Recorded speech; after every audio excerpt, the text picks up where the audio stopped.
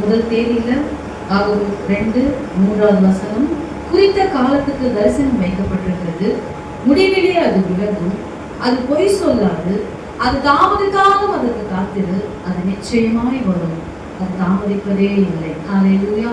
பிரியமானவர்களே, நம்ம வாழ்க்கையில நாம் அநேக காரியங்கள்ல நமக்கு தாமதமாகவே நம்ம கவலைப்பட்டு கலங்கி கொண்டிருக்கிறோம்.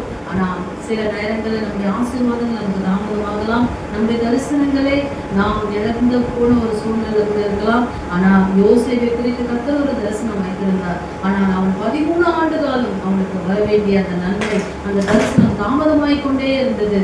அவன் காத்திருந்த போது அவனுடைய வாழ்க்கையில அந்த தரிசனத்தை கர்த்தர் அவனை கொண்டு வைத்திருந்த தரிசனம் அவனை கொண்டே கர்த்தர் நிறைவேற்றினார். ஆனா அந்த தரிசனத்தை பிசாசு அநேக தரங்கள் சகோதரன் மூலமாக, அநேக எதிரிகள் மூலமாக அழிக்கணும்னு திட்டம் வைத்தான். ஆனா கர்த்தர் பாத்தீங்கன்னா அவனுடைய தரிசனத்தை, அவன் மேல் வைத்த அந்த தரிசனத்தை அவனை கொண்டே கர்த்தர் நிறைவேற்றினார். இன்னைக்கு நம்முடைய வாழ்க்கையில கர்த்தர் நம்மை கொண்டு தரிசனம் வைத்திருக்கிறானா, நம்மளை அழைத்த தேவன் அவர் உண்மை உள்ளவராக இருக்கிறார். அவர் வார்த்தையால் சொன்னதை கருத்தால் செய்து முடிக்கிற வரைக்கும் நான் உன்னை விட்டு விலகவும் இல்லை, உன்னை கைவிடும் என்று சொன்ன கர்த்தர் நம்மை இந்த மாதத்துல நம்மேல வைத்த தரிசனத்தை கொண்டு நம்மை கொண்டு கர்த்தர் பெரிய காரியங்களை செய்வார். விசுவாசிக்கிற பிள்ளைகள், நீங்க விசுவாசத்தோடு கர்த்தர் உங்க மேல வைத்திருக்கிற தரிசனத்தை நோக்கி ஓடுங்க, உங்க ஓட்டத்தை பொறுமையோடு ஓடுங்க. நிச்சயமா ஒரு நாள் யோசேப்பு எப்படி உயர்த்தப்பட்டாரோ, எப்படி எகிப்து தேசத்துக்கு அதிபதியா மாறினாரோ, உங்களை கொண்டு வந்த தரிசனம், உங்கள் மேல் வைத்த தரிசனம் நிச்சயமா அது நிறைவேறும்.